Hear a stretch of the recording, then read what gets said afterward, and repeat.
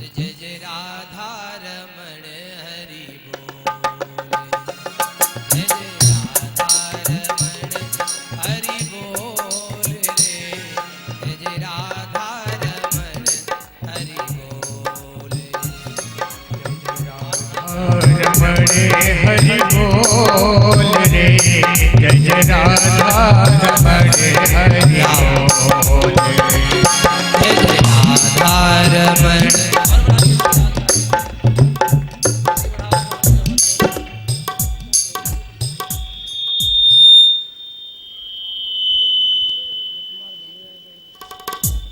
इसकी आवाज हम कैसे बढ़ाओ?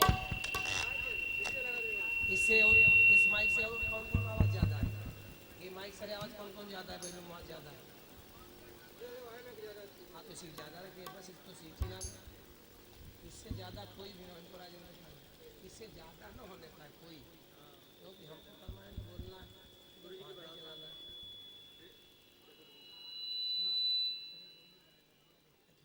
राम राम। परीक्षित जी के जन्म से ही बहुत सी कथाओं का समागम होता है आगे। तब श्री सूत जी महाराज शौनकादिक ऋषियों से वर्णन करते हैं। यदा मृधे कौरव संजयानाम वीरे स्वथो वीरगतिं गदेषु वृकोदरा वृद्धगदाभिमर्श भग्नोरुदण्डे धृतराष्ट्रपुत्रे।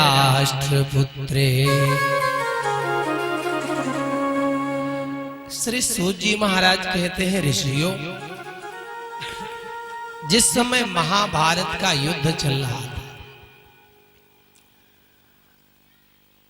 महाभारत का युद्ध चल रहा था। हमारे सुष्मिंद भैया जी बैठ जाइए आप भी। महाभारत का युद्ध चल रहा था। 99 कौरव मार दिए गए। दुर्योधन भी अंतिम श्वास से गिन रहा था। उसी समय दुर्योधन का मित्र था अश्वत्थामा। वो अश्वत्थामा दुर्योधन के पास पहुंच गया। अपने मित्र के दुख को देख करके दुखी हो गया। वास्तव में असली मित्र की पहचान यही है जो विपत्ति में काम आए। धीरज धर्म मित्र अरुनारी, आपद काल परखिए जारी। विपत्ति में जो काम आए वही असली मित्र है, वही असली बंधु है। भाई की संपत्ति तो सब बटा सकते हैं, लेकिन जो अपने भाई की, अपने मित्र की विपत्ति को बटाए वही असली मित्र है और वही असली भाई है। जब विपत्ति को बटाए, भगवान राम जी 14 वर्ष के लिए वन जा रहे थे। वनवास राम जी को दिया गया, लेकिन लक्ष्मण जी आके सामने खड़े हो गए, हाथ जोड़ के बोले, ए भैया हम भी साथ में चलेंगे। क्यों? लक्ष्मण जी ने कहा, हमको अयोध्या की संपत्ति नहीं चाहिए, हमको अपने भाई की विपत्ति चाहिए बस। तो भगवान श्री राम जी देख करके गदगद हो गए। अयोध्या की संपत्ति में मन लक्ष्मण का नहीं लगा है, अयोध्या की संपत्ति से मोह त्याग दिया है। राम बिलो की बंधु कर जोरे, राम बिलो की बंधु कर जोरे। देह गेह सब सनतन हो रे।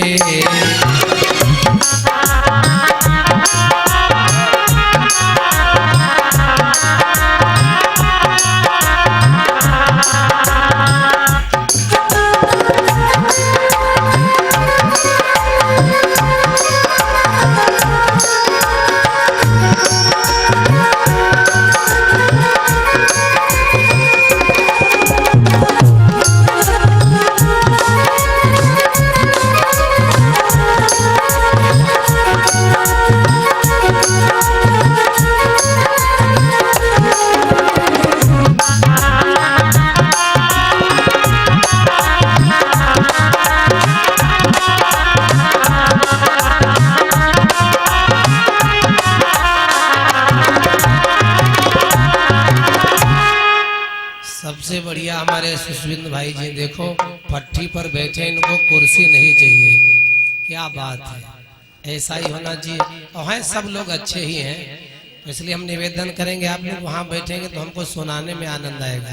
क्या बात, हमारे आदर्श भैया जी, हमारे अनूप काका जी, सब बहुत बढ़िया हमारे यहाँ के लोग हैं, बहुत सुंदर। बच्चों तुम लोग भी वही बैठ जाओ सब लोग। हाँ, कुर्सी हटा दिए साइड में, तो कुर्सी मिल जाती है तो खुशी होती, और कुर्सी जब कुर्सी चली जाती है तो दुख होता है। क्यों काका? हाँ, इसलिए कुर्सी के चक्कर में ही न पड़ो। बड़े बड़े झगड़े, बड़े बड़े विवाद कुर्सी के ही चक्कर में हो रहे हैं। हमारे राम मूर्ति जी ने ये 11 रुपये सादर समर्पित किए, 10 रुपये गंगा राम जी ने समर्पित किए थे। मंगल कामना साधुवाद। भगवान श्री राम जी जा रहे थे वन, लक्ष्मण जी ने कहा प्रभु हमें आपकी संपत्ति नहीं चाहिए, हमको आपकी विपत्ति चाहिए। विपत्ति में काम आए वही भ्राता है और वही असली मित्र है।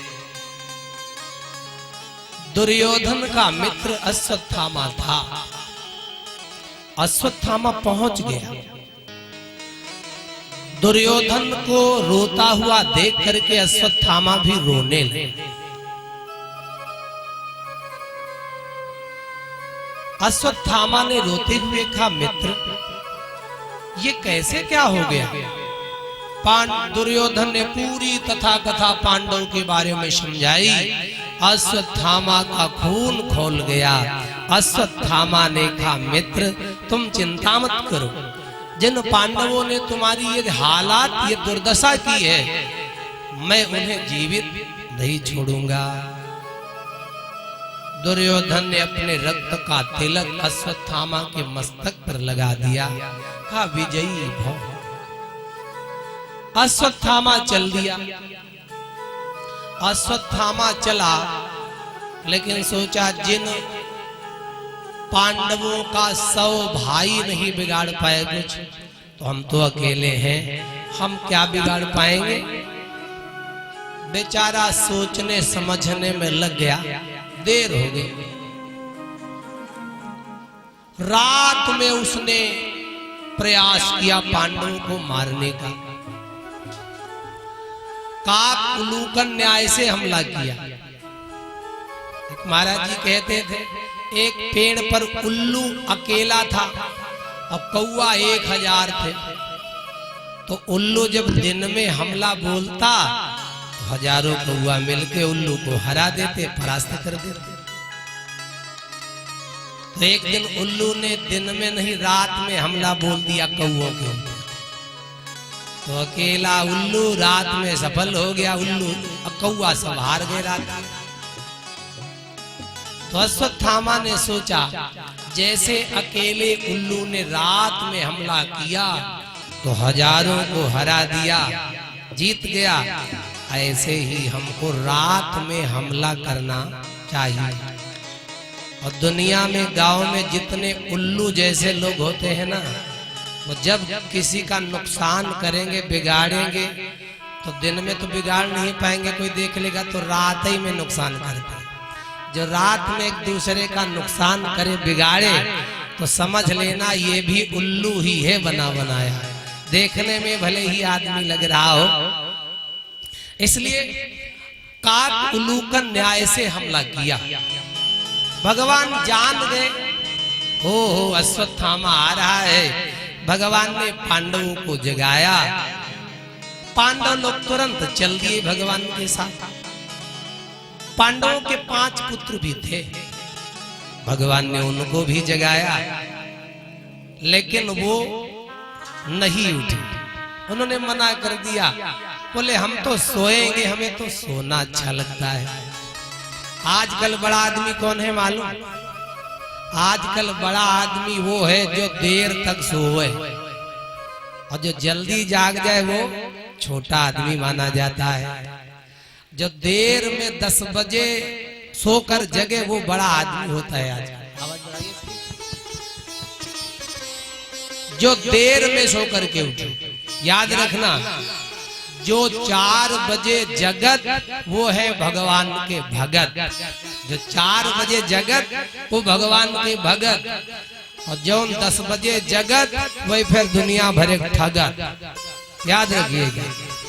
इसलिए करना क्या है, भगवान के भक्त बनो। आजकल बड़ा आदमी वो जो देर तक सोए, भगवान ने पांडवों के पुत्रों को जगाया, उन्होंने मना कर दिया। पांडवों को लेकर के भगवान चले गए। इधर अश्वत्थामा रात्रि में आया,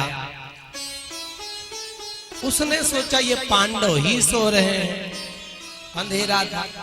उसने तलवार ली और तलवार लेकर के 5 बालकों के सिर ही काट दिए। हत्यारे ने क्रोध में काट दिए वो बाल, उन 5 के शीश ले निकल चला तत्काल। 5 के सिर काट दिए और सिर लेकर के अश्वत्थामा तुरंत निकल ली। जो दुष्ट आदमी है, तो दुष्ट आदमी निंदित कर्म करता है तो फिर वो स्थान जल्दी त्याग देता है। चोर होगा, बदमाश होगा, जितने उस प्रकार के व्यक्ति हैं, गलत काम करेंगे तो वहां ज्यादा देर रुकेंगे नहीं, भाग जाएंगे। अश्वत्थामा ने सिर काट दिया, रुका नहीं, तुरंत ही वहां से 9-2-11 हो गया। अश्वत्थामा ने जाकर के दुर्योधन को बताया, मैंने 5 के सिर काट दिए। अश्वत्थामा की बात सुनकर दुर्योधन को विश्वास नहीं हुई।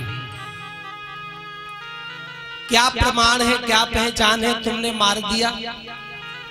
अश्वत्थामा ने 5 के सिर दिखा दिए। हम उनके सिर भी लाए हैं ताकि आपको विश्वास हो। दुर्योधन ने कहा भीम का सिर हमें ला।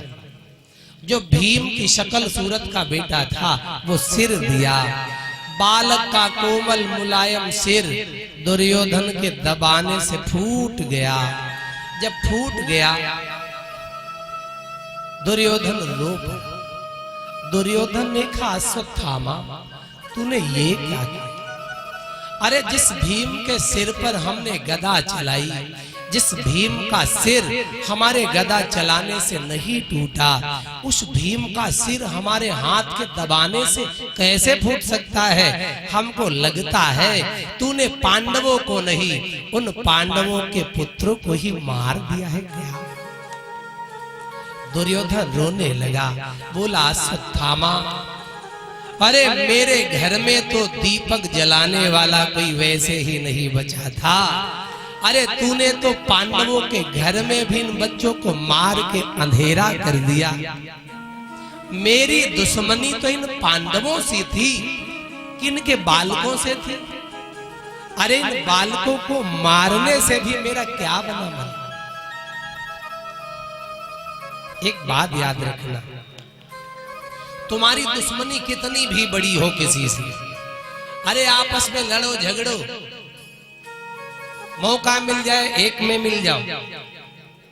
अगर तुम्हारे दुश्मन का कभी छोटा बच्चा 2 साल 4 साल 5 साल का तुम्हारे दरवाजे पर खेलते खेलते आ जाए, अगर तुमने उस दुश्मनी का बदला उस बच्चे को कहीं मार दिया तो याद रखना, न तो जगत के लोग खुश होंगे तुमसे और न तो जगत का मालिक जगदीश ही खुश होगा तुमसे। क्यों? क्योंकि बालक भगवान का रूप होते हैं। अगर कोई व्यक्ति चाहता है कि हे भगवान हमारा बचपना वापस लौटा दो, जब बूढ़े हो जाते हैं लोग तो सोचते हैं भगवान हम भी छोटे होते तो क्या आनंद होता। तुमको आनंद मिलेगा, खुशी मिलेगी। हमारे पूज्यपाद ब्रह्मलीन संत श्री डोंगरे सरस्वती जी महाराज कहते हैं, तुम अगर बच्चे बनना चाहते हो बुढ़ापे में तो बन जाओगे। एक काम करो, क्या कहा, जहाँ 2-5 साल के बच्चे छोटे छोटे खेल रहे हो तो तुम उन बच्चों में बच्चे बनकर खेलने लग जाओ, तो समझ लो तुम्हारा भी बचपना वापस आ जाएगा। उतनी देर के लिए बुढ़ापा भूल जाओगे। इसलिए बच्चों को कभी नहीं मारना चाहिए। बालक भगवान का रूप होते हैं। आज अश्वत्थामा से महान पाप हुआ, कोई काम भी तो नहीं बना। बेचारे दुर्योधन को तो यही श्राप ही लगा था, जब तेरे जीवन में सुख दुख एक साथ आएगा तो तेरी मृत्यु हो जाएगी। दुर्योधन ने सुना पांडव मारेंगे, खुश हो गया, और जब सिर दबाने से फूट गया तो कहा ये तो बच्चे मार दिए गए, तो दुखी हो गया। सुख दुख एक साथ आया, बेचारे दुर्योधन की चीख निकल गई, और उसी चीख के साथ उसके प्राण काल के गाल में चले गए। और अश्वत्थामा एक गुफा में आकर के इधर छिप गया। उधर द्रौपदी आई, देखा अपने कमरे में, बालकों के कमरे में, तो बालक जिनको सुलाया था बड़े प्रेम से थपकियां दे दे करके, बच्चे शाम को सोए तो थे, लेकिन आज बच्चे उठे नहीं। 8 बजे द्रौपदी ने सोचा मेरे बेटा रोज प्रणाम करने आते थे, आशीर्वाद लेने आते थे, आज क्यों नहीं आए। तो आज द्रौपदी मैया खुद ही अपने बच्चों के पास चल करके गई, और द्रौपदी ने जैसे ही देखा बेचारी द्रौपदी भी गिर पड़ी। 5-5 बालकों के सिर काट दिए किसी ने। द्रौपदी रोने लग गई।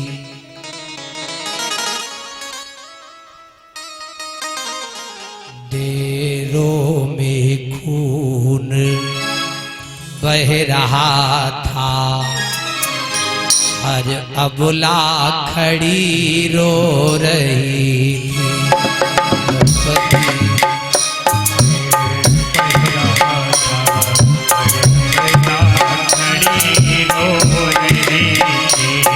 देरों में खून बह रहा था, हर अबला खड़ी रो रही थी।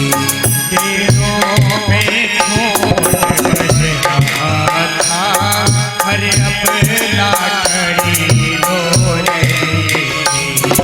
द्रौपदी बाल बिखराए हुए लाशों पर पड़ी रो रही थी।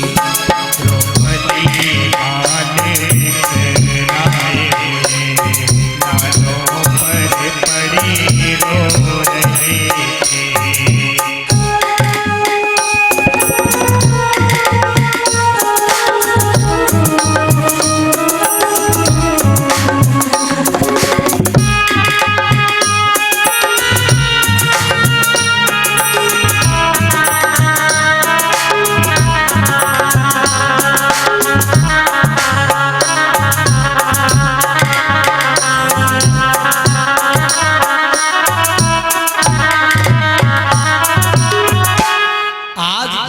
रो रही थी, बेटा बेटा कह के। बच्चे के मरने पर सबसे ज्यादा कौन रोता है? पड़ोसी 1 दिन दुखी रहता है, मित्र 10 दिन तक दुखी रहता है, नाते रिश्तेदार 15 दिन तक दुखी रहते हैं, भाई 1 महीना तक दुखी रहता है, बहन 2 महीना तक दुखी रहती है, बाप 4-6 महीना तक दुखी रहता है। लेकिन बेटा के मरने पर सबसे ज्यादा कोई रोने वाला है तो वो माँ है। केवल माँ इतना रोती है, चाहे बेटा के मरे 4 साल हो जाए और कोई नाम ले ले, अरे माँ तुम्हारा बेटा वो कितना अच्छा था, तो तुरंत उसकी आंखों से गंगा यमुना की धार बह पड़ती है। ऐसा लगता है जैसे इसका बेटा आज ही न रहा। सबसे ज्यादा रोने वाली है कोई तो संसार में माँ। माँ के जैसा संसार में कोई है ही नहीं। एक कवि ने उपमा दिया, बोला मेरी माँ तो चंद्रमा जैसी है। फिर सोचा नहीं, अरे गलत है। क्यों? अरे चंद्रमा में तो काला काला दाग है, लेकिन मेरी माँ की ममता में कोई भी दाग नहीं है। फिर कवि ने कहा मेरी माँ तो समुद्र के जल जैसी निर्मल है। फिर कवि ने कहा नहीं, गलत है। क्या कहा? समुद्र का जल देखने में अच्छा है, लेकिन समुद्र का जल स्वाद में खारा नमकीन है। लेकिन मेरी माँ ने जो दूध पिलाया वो तो अमृत जैसा मीठा था, इसलिए समुद्र से भी अच्छी मेरी माँ है। कवि ने कहा मेरी माँ मंदिर के अंदर बैठी दुर्गा देवी माँ जैसी है। फिर कहा नहीं, क्यों? अरे मंदिर के अंदर बैठी देवी माँ वो सिर्फ भक्त को वरदान दे सकती है, और धन्य है मेरी माँ जो मुझे केवल वरदान ही नहीं, अरे हमें 9 महीना गर्भ में रखकर जीवन दान दे देती है और बड़ा करके आशीर्वाद दे देती है। इस माँ से बड़ा संसार में कोई नहीं है। कुपुत्रो जाए तक क्वचित भिकुमाता न भवती। माँ के दिल जैसा दुनिया में कोई दिल नहीं। तो कितनी अच्छी है, तो कितनी भोली है, ओ प्यारी प्यारी है ओ माँ,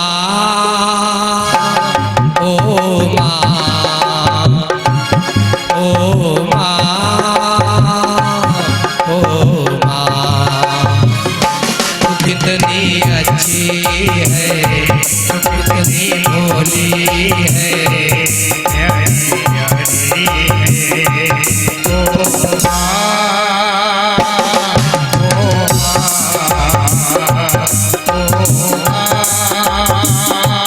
प्यारी माँ।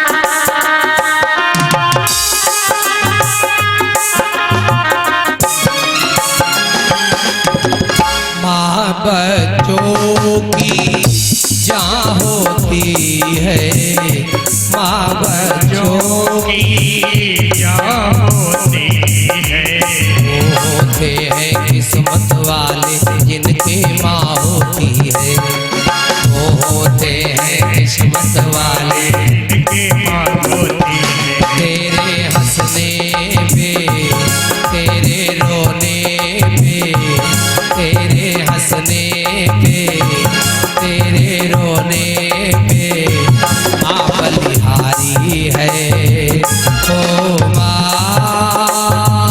ओ माँ, ओ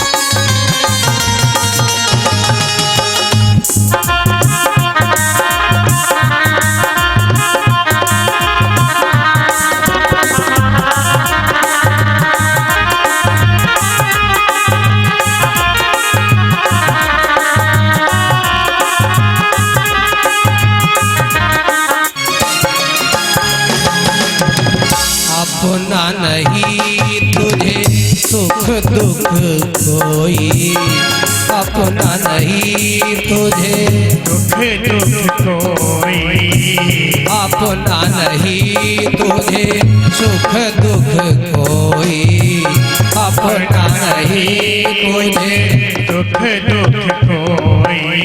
मैं मुस्काया माँ मुस्काई, मैं रोया माँ रोई, मैं मुस्काया माँ मुस्काई, मैं रोया माँ रोई। मेरी निंदिया पे अपनी निंदिया को, ओ मेरी निंदिया पे अपनी निंदिया को तूने वारी है। ओ माँ, ओ माँ, ओ माँ, ओ माँ, कितनी अच्छी है, कितनी भोली है, प्यारी प्यारी है। ओ माँ, ओ माँ, ओ माँ, ओ माँ, ओ माँ, ओ माँ, ओ माँ। आज द्रौपदी जो थी उसके अंदर ममता भरी हुई थी। बालकों के मरने पर सबसे ज्यादा मार होती है ना, तो द्रौपदी भी फूट फूट के रोने लगी। इतने में भगवान आए। द्रौपदी ने भगवान से पूछा, प्रभु मेरे बच्चों का अपराध क्या था जिनको अल्पायु में ही आपने समाप्त कर दिया प्रभु? भगवान ने कहा, बहन मैं क्या करूं, मैं संकट में फंस गया। मैं चाहता था इनकी रक्षा करूं, लेकिन मैं चाहने के बाद भी बचा न सका। द्रौपदी रोने लगी, बोले भैया मैंने रक्षा के बंधन पे जब तुम्हारी कलाई में राखी बांधी थी तब तूने सिर पे हाथ रखे इस बहन से कहा था, ए बहन मैं तुझे जीवन में कभी रोने नहीं दी। देख सकता हूं सब कुछ में होते हुए, पर नहीं देख सकता तुझे रोते हुए। तूने कहा था। भगवान बोले हाँ हाँ कहा था। तो कहा, लो आज तेरी बहन को किसी ने रुला दिया। भगवान ने कहा, बहन तुम्हारे बालकों ने मेरी बात नहीं मानी, इसलिए मैं इनकी रक्षा नहीं कर। भगवान की बात जब कोई नहीं मानता है तो फिर उसका शीघ्र से शीघ्र पतन ही हो जाता है। द्रौपदी ने आंसू पूछ डाले, प्रभु कोई बात नहीं, मार दिए गए अच्छा हुआ, क्या रोना? क्यों? इसलिए नहीं रोना, भगवान की बात जो न माने, भगवान को ही न माने, ऐसे व्यक्ति के लिए रोना नहीं चाहिए। थोड़ी देर बाद द्रौपदी की आंख से आंसू निकल पड़े। भगवान बोले, अब क्यों रोई बहन? द्रौपदी ने कहा, भैया हम तो इसलिए रोई, मेरे बच्चों को किसी ने सोते समय में मार दिया। ये आपका नाम भी नहीं ले पाए होंगे मरते मरते। अगर जागते समय इनको कोई मारता तो मरने से पहले प्रभु इन बच्चों के मुंह से आपका नाम निकल जाता, वो आपका नाम लेते हुए ये मर भी जाते, तो इस द्रौपदी को रोना नहीं पड़ता है। इस द्रौपदी को न रोना पड़ता। मरने से पहले ऐसा काम कर लो कि मरने के बाद दुनिया रोए, लेकिन मरने के बाद हमें रोना ना पड़े। अर्जुन खड़े हो गए। अर्जुन ने कहा, प्रिय चिंता मत करो, जिस दुष्ट ने इन निरपराध बालकों की हत्या की है मैं उन्हें छोड़ूंगा। अर्जुन रथ पर सवार हो गए। भगवान ने रथ की बागडोर पकड़ी और रथ को लेकर के चल दिए। अश्वत्थामा झाड़ी में जंगल में छिपा था। अश्वत्थामा ने रथ को आता हुआ देखा अर्जुन के, तो अश्वत्थामा ने ब्रह्मास्त्र चला दिया। अर्जुन ने देखा आग जैसा जलता हुआ कुछ आ रहा है। भगवान से कहा प्रभु ये क्या है, मैं नहीं जानता, आप ही बताओ।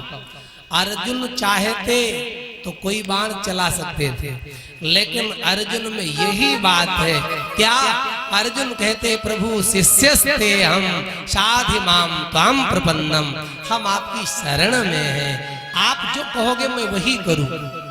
भगवान बोले तो अर्जुन तो सुनो, ये अश्वत्थामा के द्वारा चलाया हुआ ब्रह्मास्त्र है, इसके ब्रह्मास्त्र को तुम अपने ब्रह्मास्त्र के द्वारा वापस लौटा दो और इसे बांध। अर्जुन ने वही काम किया, अश्वत्थामा को रस्सी में बांध लेकर के चल।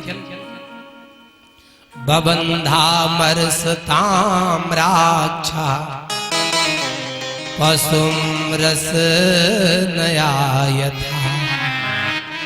जैसे कोई पशु को खरीदता है तो वो पशु जाना ही नहीं चाहता, तब जिसने पैसे डाले वो तो ले ही जाएगा।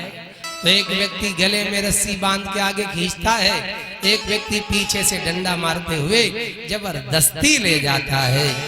ऐसे ही अश्वत्थामा जाना नहीं चाहता अर्जुन के साथ, लेकिन रस्सी में बांधकर जैसे पशु को जबरदस्ती ले जाया जाता है, वैसे ही लेकर के अर्जुन चल दिए। पशुम रसनया यथा, ले जाकर के द्रौपदी के सामने खड़ा कर दिया। द्रौपदी के सामने ले जाकर के खड़ा कर दिया, कहा जो मन में आए वो करो। द्रौपदी ने देखा नजर उठा के, ये तो ब्राह्मण है और ये गुरु का बेटा है, तो क्या करें।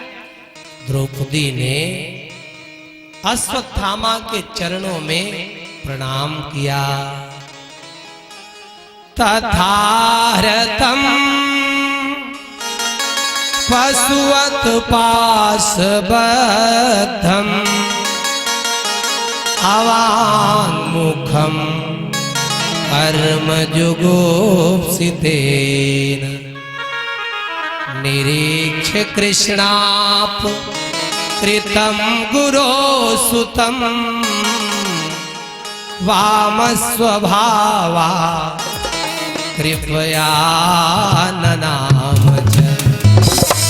द्रौपदी ने प्रणाम किया और प्रणाम करके क्या कहा, द्रौपदी ने कहा सुनो, ये तो गुरु का बेटा है और ये ब्राह्मण है, इसलिए काम करो, मुच्यताम एष ब्राह्मणो नितराम गुरु। ये ब्राह्मण है और गुरु का बेटा है। मैंने सुना है जो बेटा होता है ना, वो पिता की आत्मा ही पुत्र के रूप में जन्म लेती है। आत्मा वही जायते पुत्रः। ये गुरु का बेटा है और गुरु जी तो नहीं रहे, लेकिन अभी गुरु माता है, द्रोणाचार्य जी की पत्नी है और उनका भी यही बेटा है केवल सहारा। अरे मेरे 5 बेटा मार दिए गए और बेटा के मरने पर माँ को कितना दुख होता वो हमने देख लिया। अगर इसको तुम मार दोगे तो जैसे आज मैं रो रही हूँ वैसे ही इस अश्वत्थामा की भी माँ रोएगी। तो इससे अच्छा है अब मैं रोई सो रोई, आज के बाद दुनिया की कोई माँ मेरी तरह न रोए। इसलिए द्रौपदी ने कहा अर्जुन मुच्यता, छोड़ दो छोड़ दो। भीम ने कहा नहीं, इसे नहीं छोड़ना चाहिए, मार दो। 5 भाई थे तो कुछ ठंडे दिमाग के थे, कुछ गर्म दिमाग के थे। तो हम भी 7 भाई थे, 2-3 भाई हमारे गर्म दिमाग के, कुछ लोग ठंडे दिमाग के, है ना, तो हो जाता है। तो ऐसे ही जो भीम थे वो थोड़ा 11,000 वोल्टेज उनको बहुत जल्दी बनता था, बहुत जल्दी गुस्सा आता था। अब भीम ने उठाई गदा, बोले चाहे सब छोड़ दे, लेकिन ये हमारी गदा से बचने वाला नहीं है। द्रौपदी कह रही थी छोड़ दो, भीम कह रहे थे मार दो। भगवान ने कहा अर्जुन नीति तो ये कह रही है, धर्मात्मा लोग इतने लोगों पर वार नहीं करते। मत्तम प्रमत्तम मुनमत्तम सुप्तम बालम स्त्रियम जड़म प्रपन्नम विरथम भीतम नरिपुम हन्ते धर्मविद। मत वाले को, पागल को, शरण में आए हुए को, ब्राह्मण को, रथहीन को, पूजनीय को, इतने लोगों पर धर्मात्मा लोग वार नहीं करते हैं। नीति तो ये कह रही कि इसे नहीं मारना चाहिए, लेकिन भगवान ने कहा लेकिन बात यह है आतताई वधारणा, इसने 5 बालकों की हत्या की है, निरपराधी को मारा है, निरपराध बालकों की हत्या की, इसलिए इसे छोड़ना नहीं चाहिए। अब अर्जुन चक्कर में फंस गए, इसको मार दे कि छोड़ दे, क्या करे समझ में नहीं आ रहा है। अच्छा कभी कभी जल्दी इशारा नहीं समझ में आता। एक बार एक व्यक्ति बोला अपने मित्र से ये बताओ हमारे झोला में क्या है, हमारे झोला में क्या है, तो झोला में जो अंडे हैं वो तुमको दे दे। बोला नहीं भाई समझ पाया। अच्छा कहा ये बता दो गिनती में कितने अंडा है, तो 8 के 8 अंडा तुमको झोला वाले दे दे। बोला भाई नहीं समझ पाया। तो कहा अच्छा ये बताओ किस पक्षी के अंडा है, तो मुर्गी तुम ही ले जाओ। बोला कुछ इशारा करो।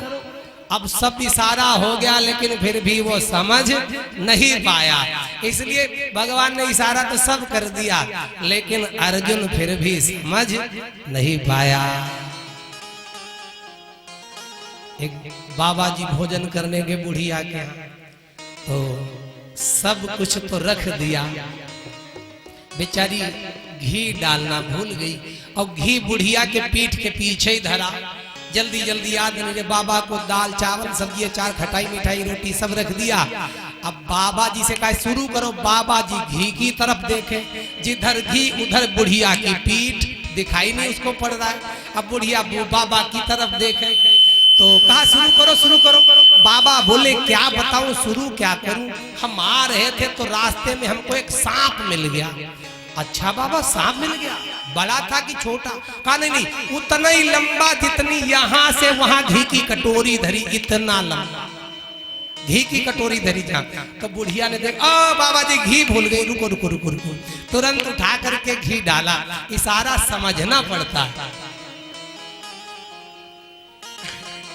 भगवान ने इशारा कर दिया ये जीवित भी बना रहे और ये मर भी जाए। ब्राह्मण का मृत्यु दंड क्या है? अपमान कर देना, समाज में अपमान हो जाना, यही ब्राह्मण का मृत्यु दंड है। आज अश्वत्थामा का अपमान कर दिया गया अर्जुन के द्वारा और अपमानित करके समाज से बाहर कर दिया गया। अश्वत्थामा के मस्तक को चीरकर मणि निकाल ली गई। अश्वत्थामा श्रीहीन तेजहीन हो गया। अश्वत्थामा ने प्रतिज्ञा की कि जिन पांडवों ने मेरे साथ ये दुर्व्यवहार किया, मैं इन पांडवों का वंश चलने नहीं दूंगा। अब तो भगवान के साथ पांडव रह रहे थे आराम से। पांडव लोग सुखी संपन्न हो गए। भगवान ने सोचा ये पांडव लोग हमको भूले तो उससे पहले ही लाओ, उससे पहले ही हम लाओ इनको छोड़ करके चले गए। क्यों भाई? जब कोई मतलब से ज्यादा धनवान पैसा वाला हो जाता है तो सबसे पहले भगवान ही को ही छोड़ देता है। एक आदमी के यहाँ रामायण भाई बोला पंडित जी रामायण करो, और सेठ बिल्कुल कभी पूजा पाठ करते नहीं थे। तो सेठानी जी तो बड़ी भक्त थी, उसने फोन किया, जबरदस्ती कहा कि पंडित जी रामायण हो जाए। सेठ जी कहे क्या धरा रामायण में। सेठानी ने फिर भी हमें बुलाया, बढ़िया अखंड पाठ शुरू हुआ, रामायण चल ही रही थी। इतने में सेठ जी नल पर गए, फिसल गए, कमर टूट गई। तो और कुछ नहीं उनके मुंह से पहले निकला, सेठ के मुंह से पहले निकला, रामायण बंद करो। सबसे पहला शब्द निकला। जैसे ही गिरे वैसे ही बोले रामायण बंद करो। ऐसा लगता था कि रामायण भई तब ही कमर टूटी। उनके दिमाग में आया, कहा आज तक हमने रामायण नहीं करवाई तो कभी चोट नहीं लगी। ये गलत बात है। क्यों? देखिए, बहुत बड़ा तुम्हारे साथ कोई अपराध होने वाला हो, तुम्हारे पापों के कारण बहुत बड़ी सजा मिलने वाली है। लेकिन अगर भगवान का भजन करोगे, पूजा पाठ करोगे, तो क्या होगा? तो जो बड़ी सजा होगी वो छोटी सजा हो जाएगी, लेकिन मिलेगी जरूर।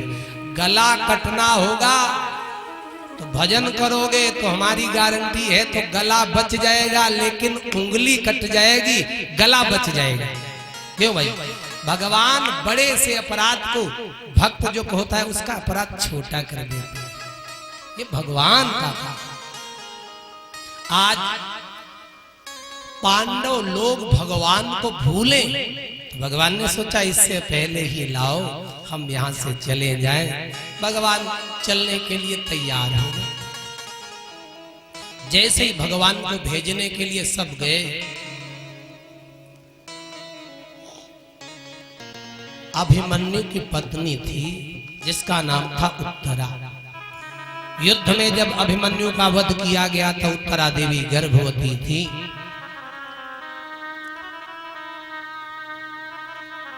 गर्भ बड़ा हो चुका था, जन्म का समय ही नजदीक आ गया था। सब लोग भगवान को थोड़ी देर दूर तक भेजने गए, उत्तरा देवी घर में ही थी। अश्वत्थामा को मौका मिल गया। अश्वत्थामा ने उत्तरा देवी के गर्भ के ऊपर ब्रह्मास्त्र चला दिया। उत्तरा देवी का गर्भ जलने लगा। उत्तरा देवी ने भगवान से प्रार्थना करी, प्रभु आप ही मेरी रक्षा करो। उत्तरा देवी ने भगवान से निवेदन किया। जीवन में यही होना चाहिए, विपत्ति आए तो भगवान को बताओ। कोई अपना दुख इंसान को बताता है और कोई अपना दुख भगवान को बताता है। रही मन निज मन की व्यथा, मन ही राखो गोय। सुनिय ठिलई है लोग सब, बांटिन ले है को। इसलिए भगवान से प्रार्थना करो बस। उत्तरा देवी ने भगवान से निवेदन किया, भगवान से कहा हे प्रभु आप ही मेरे प्राणों की रक्षा करो। सावरा पल में मान जाता है, सावरा पल में मान जाता है, सावरा पल में मान जाता है।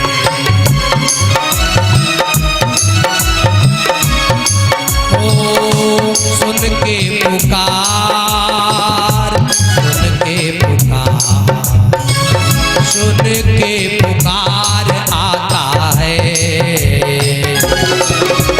सावरा पल में मान जाता है, ओ सावरा पल में मान जाता है, ओ सुन के पुकार, सुन के पुकार, सुन के पुकार आता है। सावरा पल में मान जाता है, ओ सावरा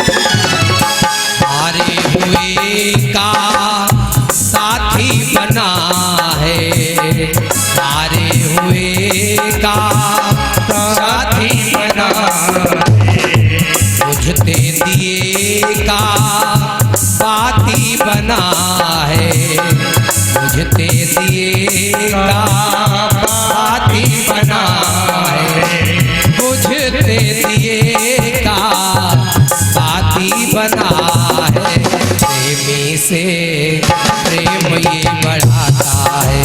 ओ प्रेमी से प्रेम ये बढ़ाता है। सुन के पुकार, सुन के पुकार, सुन के पुकार आता है। सावरा पल में मान जाता है। ओ सावरा पल में मान जाता है। ओ सावरा पल में मान जाता है। हो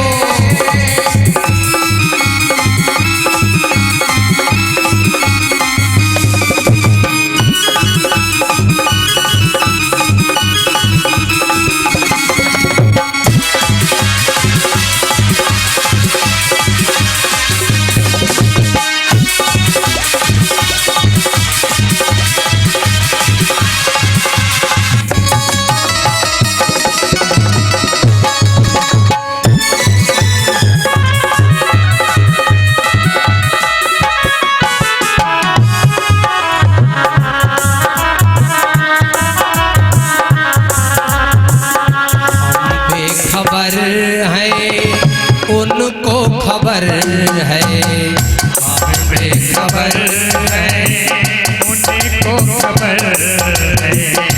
हमें खबर है प्रभु को खबर है। हमें खबर है उनको खबर है। अपने भगत पर उनकी नजर है। अपने भगत पर उनकी नजर ओ अपने भगत पर उनकी नजर है। श्रद्धा से शीश जो झुकाता है, श्रद्धा से शीश जो झुकाता है, पल में मान जाता है।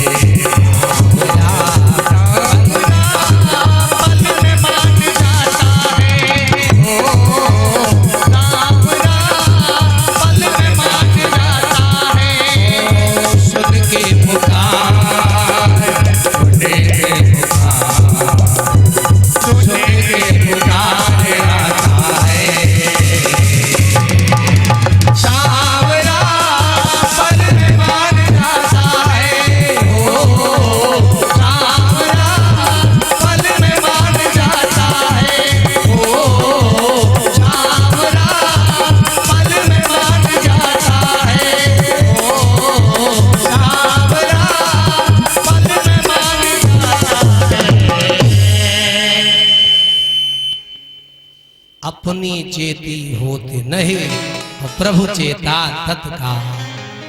हमारे संतोष मास्टर जी भी आ गए हैं। क्या बात है, भोले बाबा की इनके ऊपर ज्यादा कृपा है।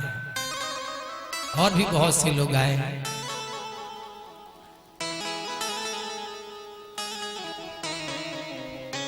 आज भगवान जा रहे थे तो उत्तरा देवी ने भगवान से प्रार्थना की।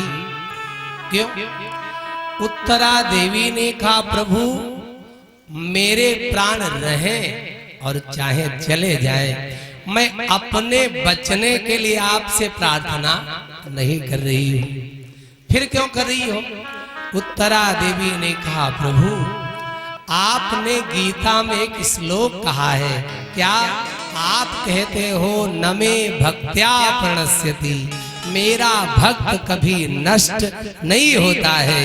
अरे मैं मर जाऊं कोई बात नहीं, लेकिन मेरे गर्भ में आपका भक्त प्रभु कहीं न मर जाए, इसलिए मैं आपके भक्त के लिए प्रार्थना करती हूँ। उत्तरा देवी ये कह के गिर पड़ी भगवान के सामने। अब तो भगवान को याद आ गया, अरे जब भक्त नहीं होंगे तो भगवान कहाँ होगा, हर एक की शंका का समाधान कहाँ होगा। भगवान ने ये भी नहीं सोचा हमें कहाँ जाना चाहिए, कहाँ नहीं जाना चाहिए। भगवान ने अंगूठे के इतना रूप बनाया, उत्तरा देवी के गर्भ के अंदर प्रवेश कर गए। जो बालक था गर्भ जल चुका था, भगवान ने उस बालक को जीवित किया। भगवान ने जीवित किया और भगवान ने उसको अपनी कृपा से ढक दिया, आशीर्वाद से सुरक्षित कर दिया। और भगवान गर्भ के अंदर है। दुनिया में बहुत सी ऐसी माताएं हैं जिन्होंने भक्त को गर्भ में रखा। बहुत सी ऐसी माताएं भी हैं जिन्होंने भगवान को अपने गर्भ में रखा।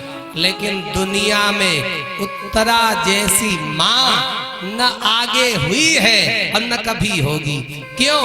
उत्तरा देवी ने भक्त को नहीं, भगवान को नहीं, अरे भक्त भगवान को एक ही साथ अपने पेट में धारण किया है।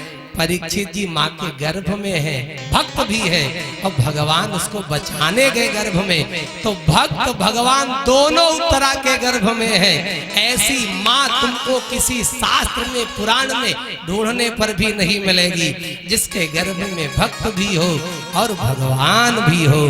भगवान उत्तरा के गर्भ में रहे तो भगवान का एक नाम हो गया क्या? उत्तरायण। अयन माने होता है घर। जो उत्तरा के पेट में रह आया हो वही घर हो गया। तो भगवान का नाम है उत्तरायण। अभिष्पितामा ने वरदान मांगा था, प्रभु जब सूर्य उत्तरायण में हो तभी मेरी मृत्यु हो। तो सूर्य भी उत्तरायण में है और भगवान भी उत्तरायण है, उत्तरा के गर्भ में रह चुके हैं। भगवान ने माता कुंती को आशीर्वाद दिया।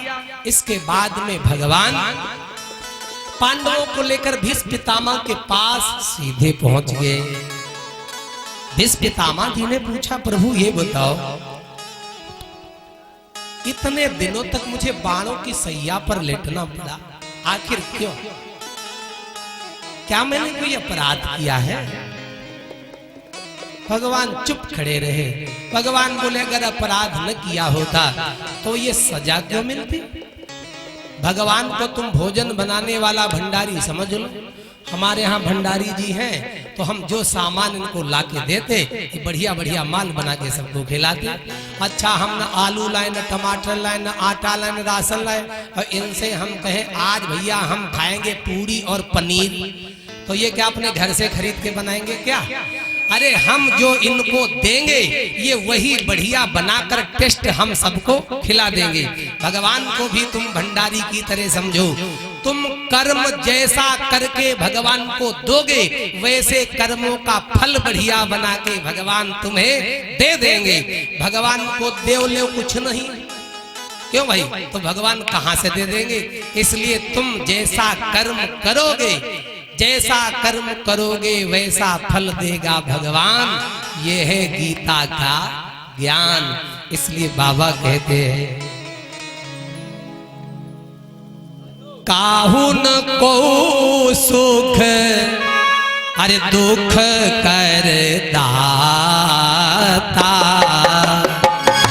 काहू न को सुख दुख कर दाता, निज कृत कर्म भोग सब राता।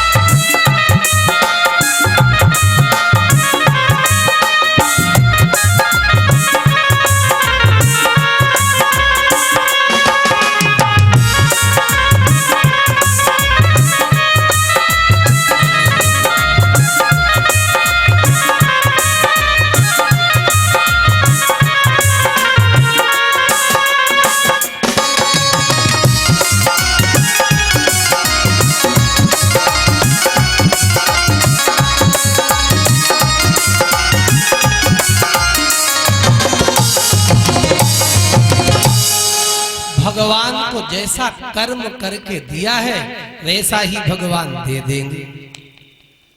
जो जस करे सो तस फल चाखा। भगवान नारायण ने जालंधर की पत्नी थी वृंदा। भगवान नारायण ने बिना ही मतलब के गलती वृंदा की कुछ नहीं थी। भगवान ने उसके साथ छल किया। छल करिटारे तासु व्रत प्रभु सुर कारज। छल किया जालंधर की पत्नी के साथ। और तुलसीदास जी कहते जो जस करे सो तस फल चाखा। भगवान ने गलती की है तो भगवान को भी छूट नहीं है। भगवान ने वृंदा के साथ छल किया तो वही जालंधर रावण हुआ, तहां जलंधर रावण भयो। वही भगवान नारायण राम बन के आए तो राम जी की पत्नी के साथ वही रावण ने छल किया। क्यों? अरे जालंधर की पत्नी के साथ भगवान ने छल किया तो भगवान की पत्नी के साथ रावण ने छल किया। करी छल मूढ़ हरे शिवय देहि, हरे प्रभु प्रभाव तस विदित न ते। तब गोस्वामी जी कहते हैं बात बराबर हो गई? बोले हाँ हो गई। तब बाबा कहते जो जस करई सो तस फल चाखा। रावण ने बिना मतलब के विभीषण जी को लात मारी। विभीषण की गलती कोई नहीं। विभीषण जी हाथ जोड़ के समझा रहे थे, ए भाई सीता को वापस कर दो, मेरी बात मान लो। लेकिन रावण ने अस कही की निश्चरण प्रहारा, लात मारी। लात मारी रावण ने। वैसे डंडा भी मार सकता था, दो चार थप्पड़ भी मार सकता था, लेकिन लात ही क्यों मारी? हमने संतों से ऐसा सुना क्योंकि रावण ने वरदान मांगा था ब्रह्मा से, कुंभकर्ण ने मांगा था, लेकिन विभीषण ने कुछ और मांगा था। विभीषण ने क्या वरदान मांगा था?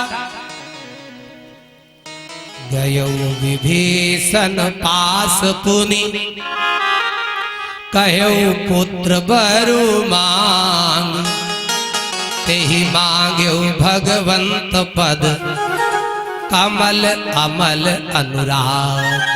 विभीषण ने ब्रह्मा से भगवान के चरणों की भक्ति मांगी थी, सेवा।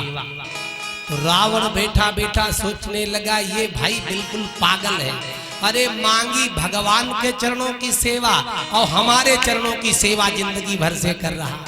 तो रावण ने विभीषण को लात मार कर और ब्रह्मा के वरदान की याद दिलाई कि तू हमारी सेवा नहीं, तू भगवान की सेवा कर, वरना ब्रह्मा का वरदान व्यर्थ हो जाएगा।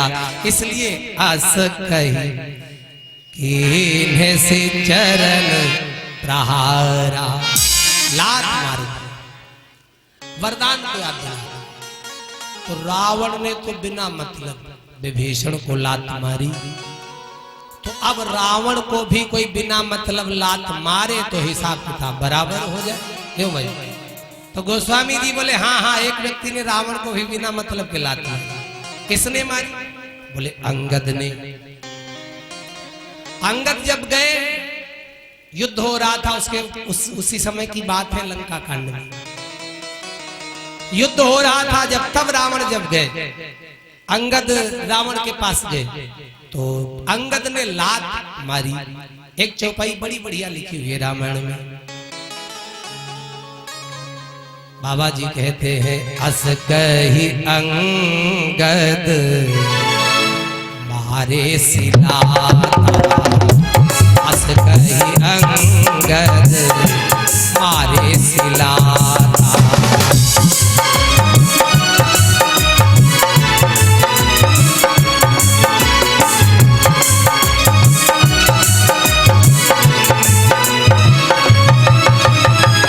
अस कही अंगद मारे सिलाता,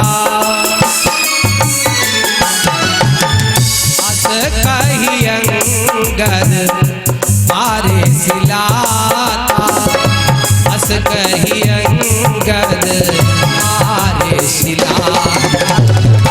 चितवन 60 रथ मन राता, चितवन 60 रथ मन राता।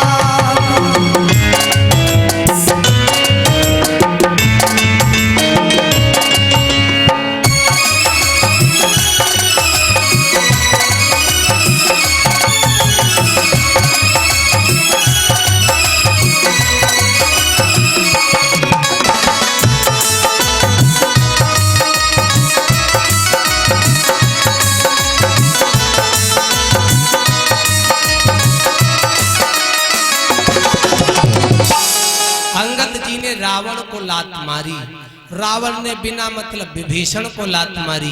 तब बाबा कहते हैं जो जस करे सो तस फल चाखा। हिसाब किताब बराबर हो गया। एक बार एक पंडित जी थे। वो पंडित जी राजा के महल में मंदिर था, वहां पूजा किया करते थे, पुजारी थे। राजा जी का बेटा था राजकुमार, उसकी शादी हुई। शादी होकर के आज ही आई। जो राजकुमार था वो सो गया। जो आज रानी आई थी बनकर के पत्नी उसकी, तो उसने देखा उसी महल में बहुत बड़ी तलवार ऊपर टंगी थी। उसने सोचा कि इतनी वजन, इतनी बड़ी तलवार राजा लोग कैसे चलाते होंगे, जरा देखो।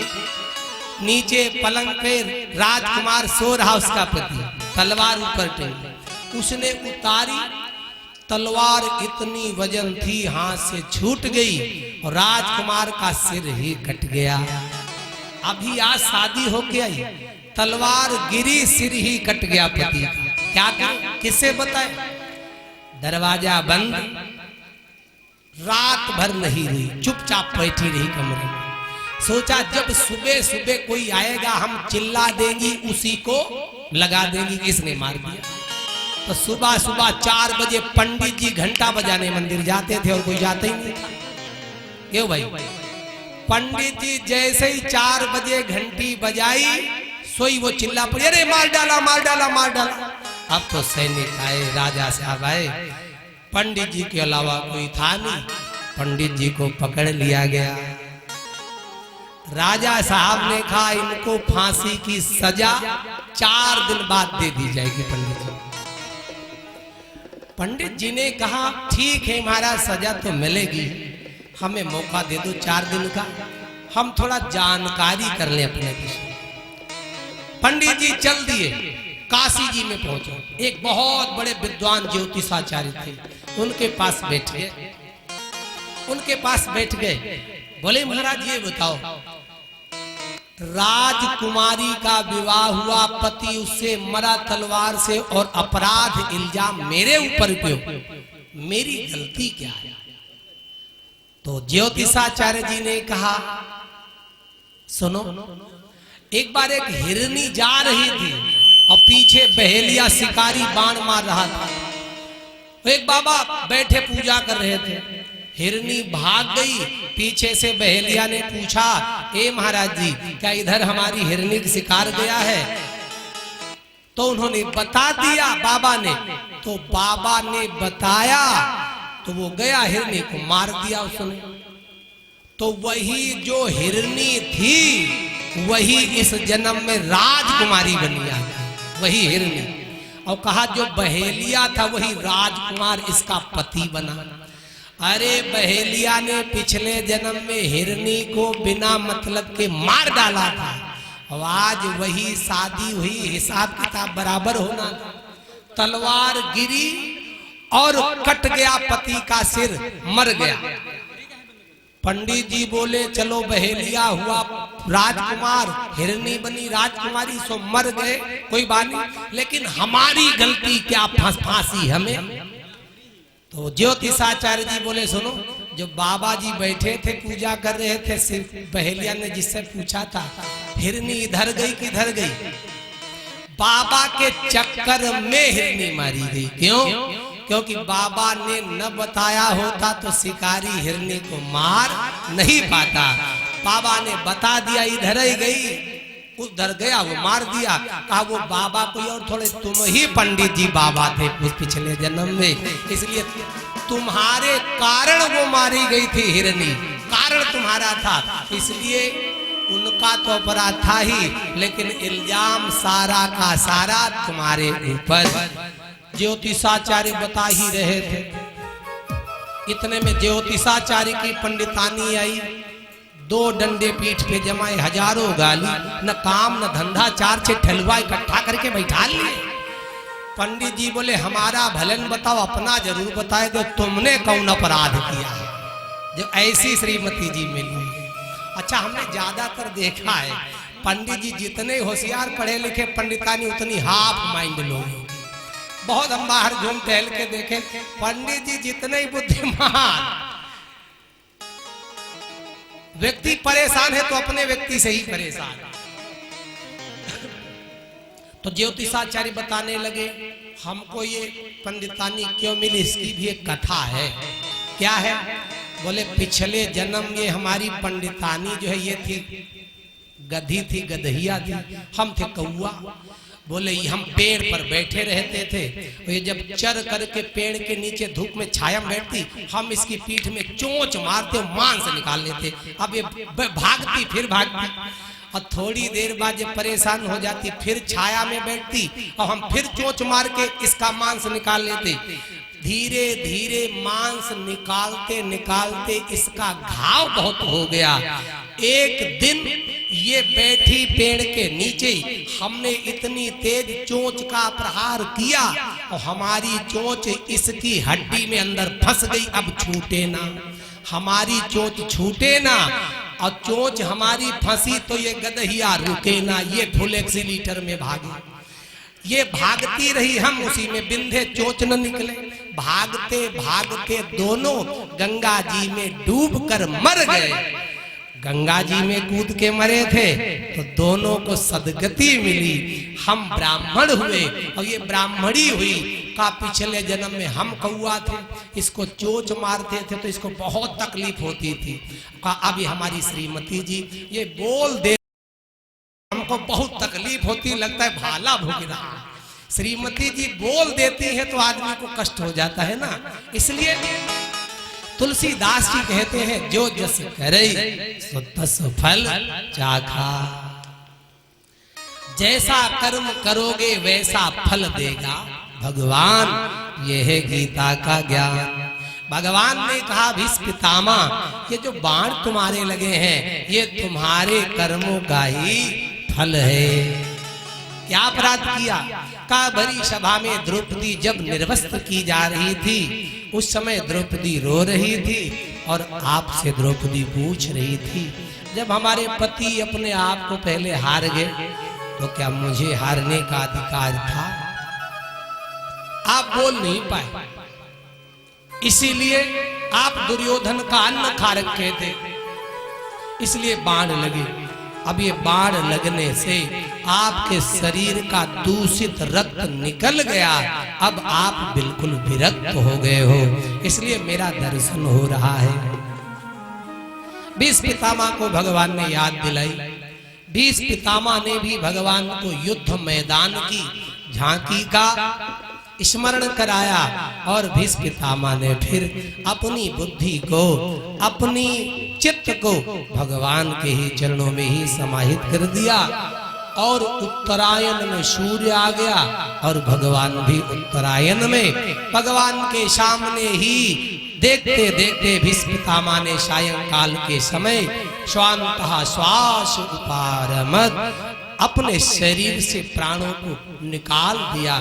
जैसे कोई मतवाला हाथी होता है, हाथी के गले में माला पड़ी हो फूलों की तो हाथी के गले से माला टूट के कब गिर गई जैसे हाथी जान नहीं पाता, ऐसे भीष्म पितामह के शरीर से प्राण कब निकल गए भीष्म पितामह जान नहीं पाए।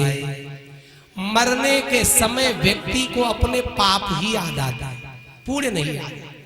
क्यों? पाप इसलिए याद आते हैं क्योंकि जब व्यक्ति पुण्य करता है ना तो पुण्य करता है दान पुण्य तो एकाग्र चित्त से नहीं करता है, वो थोड़ा दिखावे के लिए ज्यादा करता है ना, इसलिए दान एकाग्र चित्त से नहीं करता। और जब पाप करता है तो व्यक्ति बिल्कुल एकाग्र चित्त हो जाता, कोई देख न ले, कोई हमारी चालाकी को जान न ले। तो जो कार्य एकाग्र चित्त से होकर किया जाता है मरने के समय अंतिम समय में वही किया हुआ पाप तुम्हें याद आएगा और तुम्हारा किया हुआ पुण्य याद नहीं आएगा। दशरथ जैसा धर्मात्मा व्यक्ति भी मरने के समय अंधी अंधों का श्राप ही याद आया जो राम का बाप था। क्यों? क्योंकि जो एकाग्र चित्त चित्त से अपराध किया जाएगा, मरने के समय वही याद आएगा। मरने के समय पाप ही याद आता है। अगर आप चाहते हो मरने के समय हमको हमारा पुण्य याद आए, तो जो दान पुण्य हो, धर्म का काम हो, वो दिखावे के लिए न हो। जब दान पुण्य हो तो बिल्कुल एकाग्र चित्त से हो। हमारा जहां तन हो वही हमारा धन हो, और वही हमारा मन लगा हुआ हो। तन मन धन एकाग्र चित्त से होके जब समर्पित करोगे, तब मरने के समय तुम्हारा पुण्य तुम्हें याद आएगा। वरना कितना भी कुछ कर लो, मरने के समय व्यक्ति को पाप ही याद आता है। संत कहते हैं कि दो बातों को हमेशा याद रखना चाहिए। दो बातों को याद रख, जो चाहे कल्याण। नारायण एक मौत को, दूजे श्री भगवान। एक तो मौत को हमेशा याद रखो, और दूसरे भगवान। अच्छा, मौत को हमेशा याद रखोगे तो फायदा क्या होगा? याद रखो 24 घंटे जो श्वास बाहर चली गई, ये पता नहीं लौट के आएगी कि नहीं आएगी। तुम्हारे पास कोई गारंटी कार्ड नहीं है।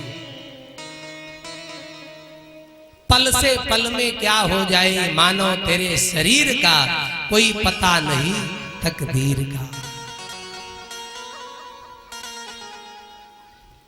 अगर आपको मौत याद रखनी होगी, मौत याद रखोगे। जब आदमी को मौत याद रहती है अपनी मृत्यु, तो व्यक्ति से ज्यादा पाप नहीं होता। क्यों? मौत जो याद रखता है तो उससे पाप ज्यादा नहीं होता है।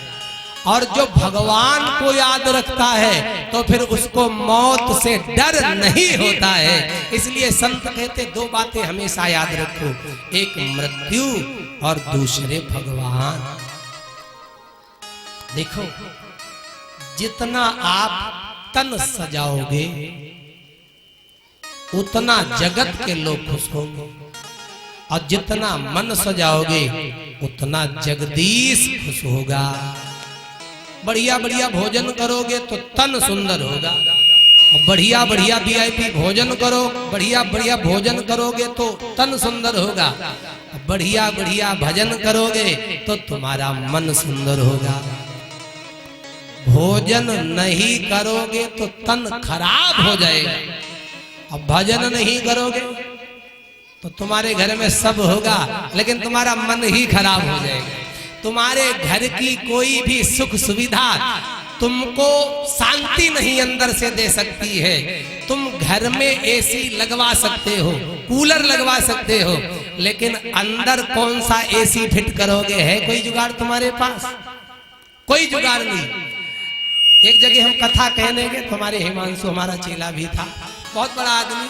तो देख के चेला खुश हुआ, गुरुजी पूरे घर में कमरे में AC लगी। हमने कहा बेटा पूरे घर में तो AC लगी, लेकिन मकान मालिक के भीतर तो हीटर दड़क रहा है। अंदर हीटर कहां से लगे, अंदर AC कहां से लगे? इस पर थोड़ा विचार करो। भोजन बढ़िया करोगे तो तन बढ़िया होगा, और भजन बढ़िया करोगे तो मन बढ़िया होगा। अच्छा, एक और बात बताओ, तन बीमार हो जाए तो दवाई है। हमारे बैठे महेंद्र चच्चा डॉक्टर साहब, तन बीमार हो जाए तो चले जाओ डॉक्टर के पास, दवाई दे देंगे। सर्दी है, जुकाम बुखार है, सिर दर्द है, दवाई दे देंगे, तुम्हारा तन ठीक हो जाएगा। और अगर मन बीमार हो जाए तो जाओ डॉक्टर के पास, कह दो डॉक्टर साहब 10 दिन से मन बहुत बीमार, दो कोई बढ़िया वाली दवाई खुराक बनाएंगे। याद रखना, पूरा अस्पताल छान डालो। अरे तन बीमार है तो दवाई अस्पताल में है, अगर तुम्हारा अंदर से मन बीमार है तो दुनिया का, संसार का, डॉक्टर का पाप भी कोई दवाई नहीं दे सकता है। मैं कहता हूँ तन बीमार हो तो अस्पताल चले जाओ। अगर तुम्हारा मन बीमार हो तो सीधे डी स्कूल पर कथा में रोज चले आओ। यहाँ तुम्हारा तन नहीं, यहाँ तुम्हारा मन ठीक किया जा रहा है। इसलिए अगर मन को ठीक करना है तो कथा बहुत जरूरी है।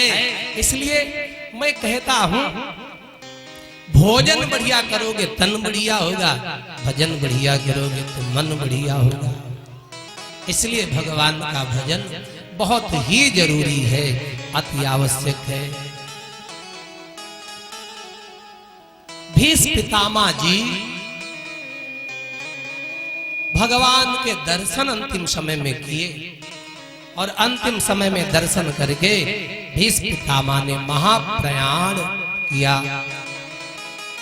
संत कहते हैं, जब तू आया जगत में जगत सराहे तू, ऐसी करनी कर चलो पीछे हंसी न हो। जगत में जब तू आया था सभी हंसते तू रोता था, बना ले जीवनी ऐसी सभी रोए तू हंसता जा। कभी कभी व्यक्ति के जीवन में होता है अभाव, वस्तु का होता है अभाव, लेकिन उस वस्तु का अभाव उसके स्वभाव पर असर नहीं कर पाता है। स्वभाव उसका अच्छा होता है। और किसी किसी के पास साधन सब कुछ है लेकिन व्यक्ति का स्वभाव ठीक नहीं है। हमारे ब्रह्मलीन श्री स्वामी मस्ताना बाबा जी एक बात कहा करते थे, उनकी बात स्मरण आई। वो कहते थे, जब संत भक्त के यहाँ जाए तो उसकी व्यवस्था न देखे, उस भक्त की आस्था देखे। इसकी व्यवस्था क्या है न देखो, इस भक्त की आस्था कैसी है आस्था देखो। अरे व्यवस्था तो दुर्योधन के यहाँ वीआईपी थी और आस्था विदुर जी के यहाँ बढ़िया थी। तो मेरा ठाकुर व्यवस्था में नहीं गया, मेरा ठाकुर आस्था में चला गया। और जब भक्त संत के पास जाए तो संत के साधन न देखो, संत की साधना देखो। इसके साधन कितने हैं, साधन देख करके, प्रॉपर्टी देख करके गुरु बनाओगे तो गुरु भी जेल जाएगा और चेला भी साथ ही जेल में सप्लाई हो जाएंगे। साधन नहीं, जब गुरु बनाओ तो उसकी साधना देखो, उसके बाद में उससे संपर्क करो। इसलिए तन नहीं मन सुनो। आज भगवान का भजन बहुत जरूरी है। भीष्म पितामह जी तो चले गए,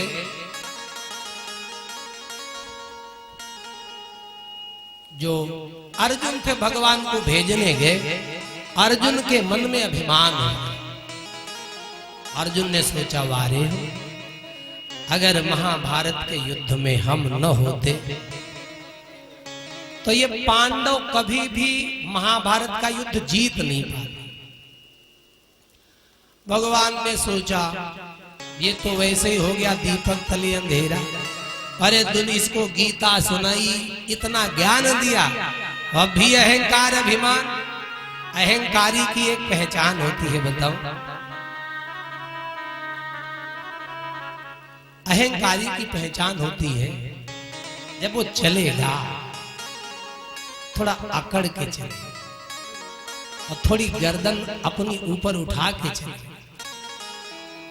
अच्छा, अहंकारी आदमी जब अकड़ के गर्दन ऊपर उठा के चलता है तो ऐसी आदमी को देखकर ऊंट बहुत खुश होता है। क्यों खुश होता है? ऊंट कहता है, भाई जैसे ये अकड़ के चलता, लंबी गर्दन ऊपर उठा के चलता, ऊंट कहता ऐसे ही हम भी चलते। ऊंट कहता है हमारे खानदान का सकल सूरत भले ही बदली हो। ऊंट अपने खानदान का उसको समझ लेता है। इसलिए अहंकार नहीं करना चाहिए। जब तक धन पास नहीं होता और तब तक उत्पात नहीं करता, और जब वही धनी हो जाता है तो सीधे मुंह बात नहीं करता। जब धन नहीं होता है, धन का अभाव होता है, तब भगवान का सुंदर स्वभाव अंदर से होता है, तब व्यक्ति से खूब भगवान का भजन होता है। जब घर में कुछ न हो, रोज रोना पड़े, तो समझ लेना भगवान की कृपा हो गई तुम्हारी। कृपा हो रही है क्यों? जब सुख ज्यादा आ जाए तो समझ लेना हमारे जो पुण्य हैं वो बिल्कुल समाप्त होने वाले हैं। सुख देकर के तुम्हारे पुण्य समाप्त, और दुख देकर के तुम्हारे सारे पाप समाप्त। जितना ज्यादा दुख आएगा तो समझ लेना अब हमारे जीवन में सुख आगे आने वाला है। दुख देकर तुम्हारे पाप समाप्त, और तुम्हें ज्यादा से ज्यादा सुख देकर तुम्हारे पुण्य समाप्त। इसलिए सुखम सती पुण्यम क्षीयते और दुखम सती पापम क्षीयते। इसलिए करना क्या चाहिए? अभिमान नहीं।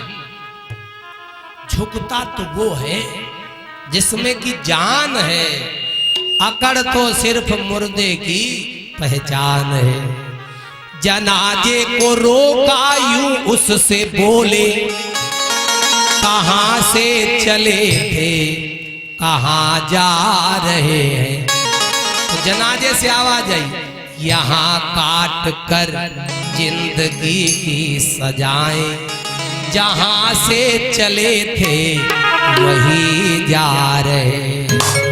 ओ माया के पुजारी, कुछ आगे की खबर है? अरे इस दुनिया से भी बढ़ के एक दूसरा भी घर है। हम जहां से आए वहां जाने का नाम ही नहीं ले रहे हैं। अच्छा ये बताओ, कोई कितना भी कमा ले, बना ले, मेहनत कर ले, लेकिन जिंदगी भर कमाओ बनाओ, लेकिन रावण से ज्यादा तुम खानदान भर मिलके नहीं बना सकते। क्यों भाई? हम कितना भी मेहनत करें, रावण से ज्यादा बना सकते क्या? नहीं बन सकता। जब रावण सोने की लंका में रहता था, इतना बनाने वाला नहीं रहा, तो फिर हम तुम 1 किलो सोना 2 किलो सोना जिंदगी भर में इकट्ठा कर लोगे बहुत ज्यादा। अगर तुम्हारी 2 तोला की सोने की चैन उठा के लंका में फेंक दी जाए और जिंदगी भर टार्च लेके ढूंढो, लेकिन कहीं पता चलने वाला नहीं है। जब सोने की लंका में रहने वाला नहीं रहा, तो 2-4 किलो सोने वाले का पता जता चलने वाला नहीं है। पैसा पैसा किसका पैसा, पैसा किसका साथी है, आती है जिस शान से दौलत उसी शान से जाती है। जैसे आया है वैसे ही चला जाएगा।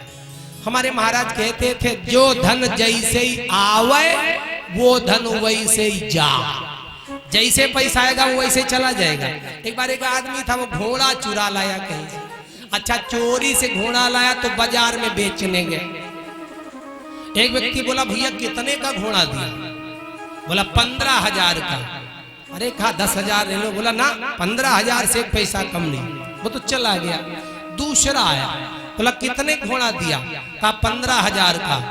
वो बोला बहुत बढ़िया घोड़ा राशि, और 15,000 का बहुत सस्ता, कोई कमी है क्या? बोले कमी कोई नहीं है। कहा तो हम इसकी चाल पहले देखेंगे, दौड़ा के देखेंगे, कोई कमी तो नहीं, तब खरीदेंगे। बोला देख लो। घोड़ा दे दिया। उसने घोड़े की पकड़ी, लगाम, बैठा घोड़े के ऊपर और भगाया, और चाल ऐसी देखती जिंदगी में लौट के आया ही नहीं, घोड़ा लिए ही चला गया। और तब तक वो जो 15,000 दे रहा था वो लौट के आ गया। बोला भैया घोड़ा? बोला चला गया। बोला कितने में गया? कहा जितने में आया था उतने में चला गया। जो धन जैसे ही आवे वो धन वैसे जाए। जैसी कमाई आपकी आएगी वैसी ही कमाई उसी रास्ते से चली जाएगी, याद रखिएगा। इसलिए 100 कमरा कोई बनवा ले तो क्या 100 कमरा में लेटोगे क्या? एक ही कमरा में लेटोगे, 99 कमरा खाली पड़ेंगे रहेंगे और लोगों के लिए। एक कमरे में भी एक चारपाई पर टंगे रहोगे। और हमने देखा है जितना बड़ा मकान होता है उतना बड़ा दरवाजा मकान में नहीं लगता है। क्यों भाई, कोई लगवाता है? मकान बना को मकान से बड़ा 2 मंजिल का दरवाजा, 1 मंजिल का मकान किसी का धोखा बताओ। जितना बड़ा मकान होता है उतना बड़ा दरवाजा नहीं होता है। अब जितना बड़ा दरवाजा होता है मकान में उतना बड़ा ताला थोड़ा ही होता है, और जितना बड़ा ताला होता है उतनी बड़ी चाबी नहीं होती है। और दुनिया की ऐसी कोई चाबी नहीं जो भगवान के पास नहीं है। जो देना जानता है वो तुमसे लेना भी जानता है। ये बताओ, तुमने कथा में पहले दिया है कि भगवान ने तुमको पहले दिया है? जरा दिमाग लगा के सोचो। तुमने कथा में पहले दिया है कि भगवान ने तुम्हें पहले दिया है? तो यही उत्तर आएगा, भगवान ने हमें पहले दिया है और हम भगवान की कथा में बाद में दे रहे हैं। फिर कोई पूछे तुमको भगवान ने ज्यादा दिया है कि तुमने भगवान की कथा में ज्यादा दिया है, तो आदमी फिर सिर झुक जाता है। भगवान ने हमें ज्यादा दिया है, लेकिन जिसने दिया है हम उसी की कथा में 100-200 दे रहे हैं, हम सब नहीं दे सकते। याद रखिएगा, जो मालिक होता है वो देना जानता है, वो लेना भी जानता है। आज धन का अभिमान नहीं, परिवार का अभिमान नहीं, पद का अभिमान नहीं। अभिमान हो तो एक चीज का अभिमान करो, रामायण में पढ़ो। एक चीज का अभिमान करो, क्या अभिमान करो? तो ये करो, हम भगवान के हैं, भगवान हमारे हैं। ये अभिमान करोगे तो जीवन में कभी दुखी रहना नहीं पड़ेगा। अस अभिमान जाहि जन भोरे, अस अभिमान जाहि जन भोरे,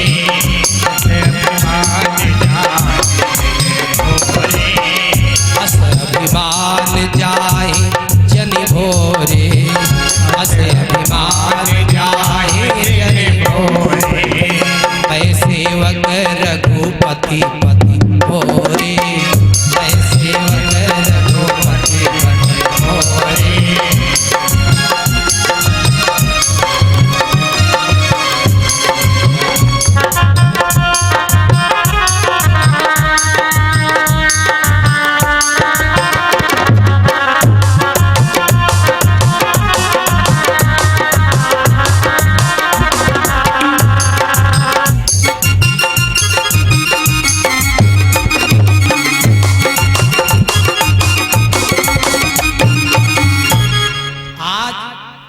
अभिमान नहीं करना चाहिए।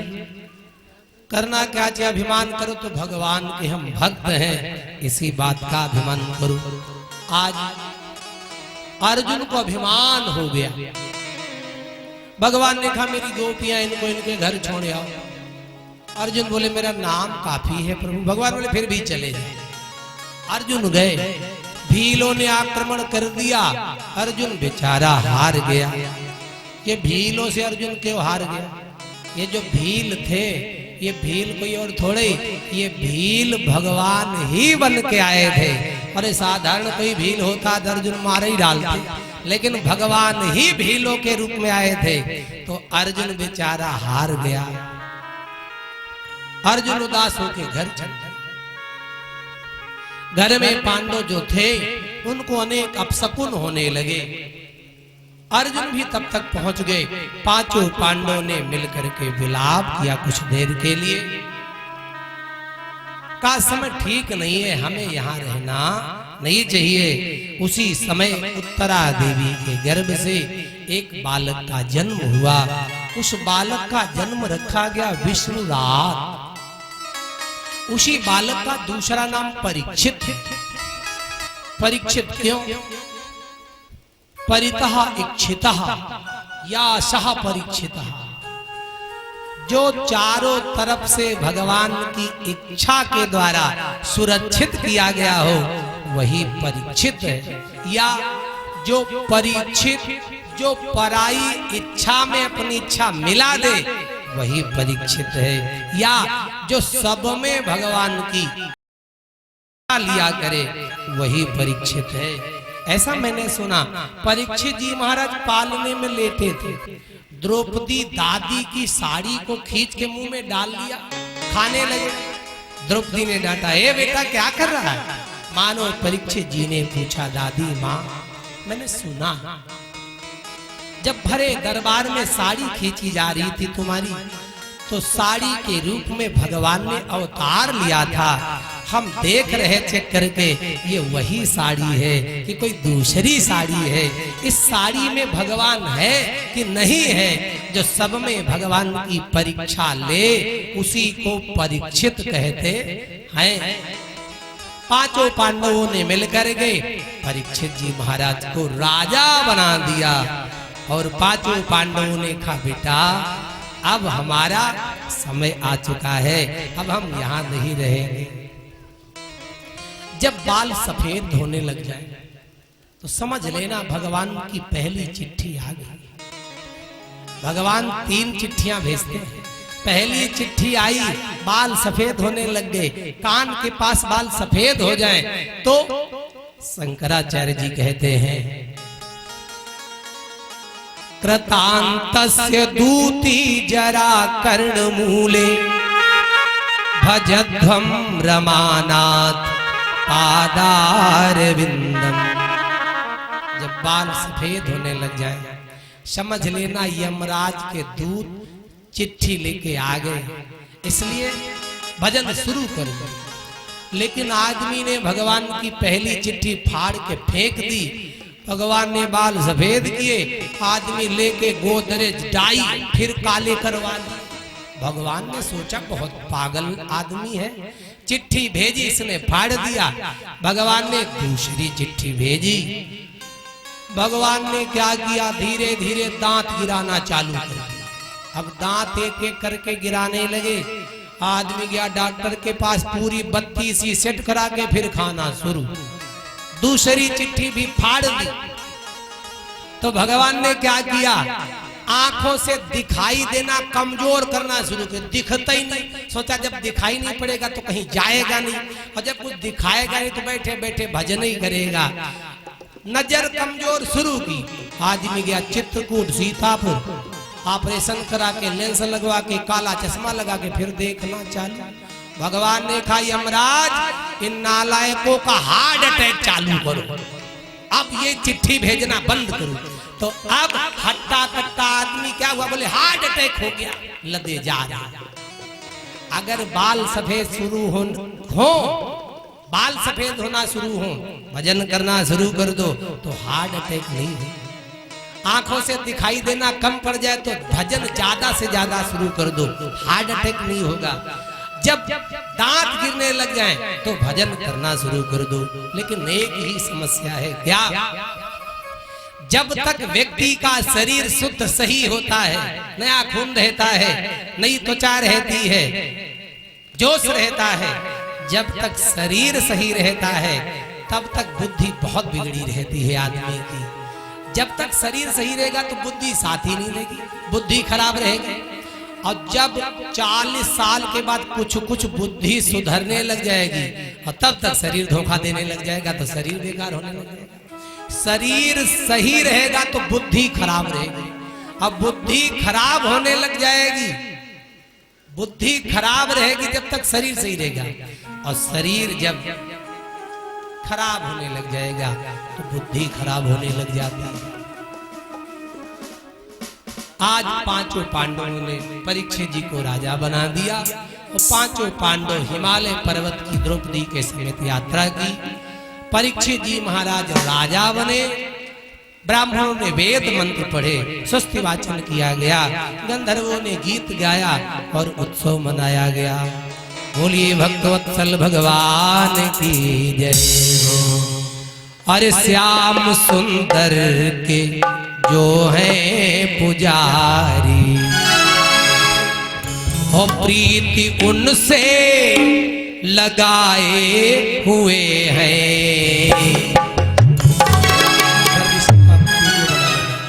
श्याम सुंदर के जो है पुजारी, श्याम सुंदर के जो है पुजारी,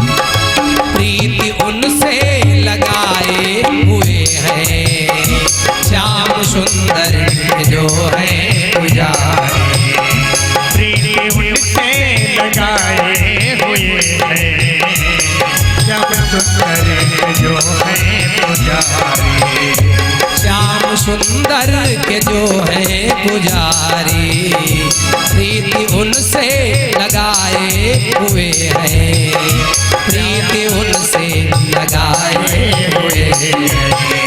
श्याम सुंदर जो है पुजारी, प्रीति उनसे लगाए हुए हैं।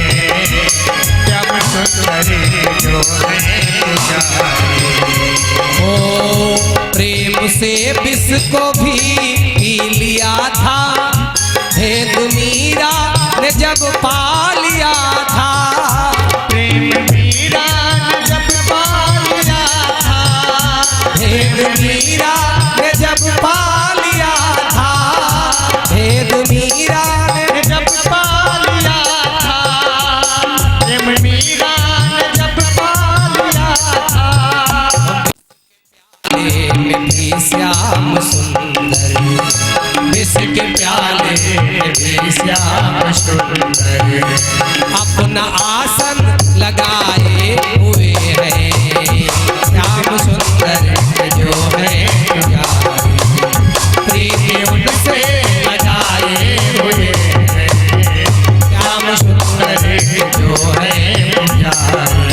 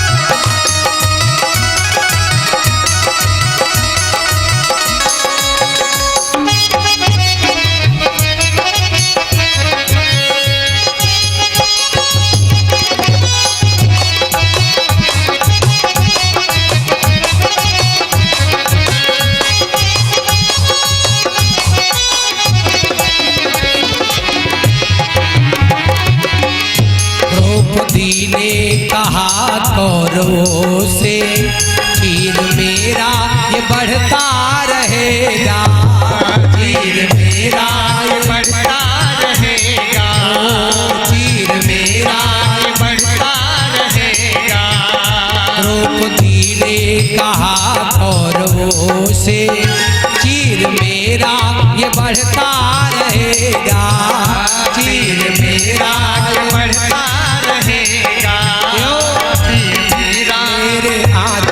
के धागों के अंदर, हो मेरे आंचल के धागों के अंदर, श्याम सुंदर समाये हुए हैं।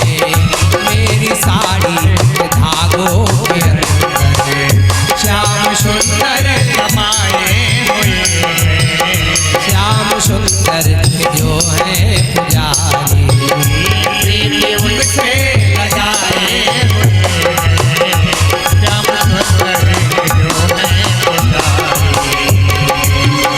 प्रीति उनसे लगाए हुए हैं।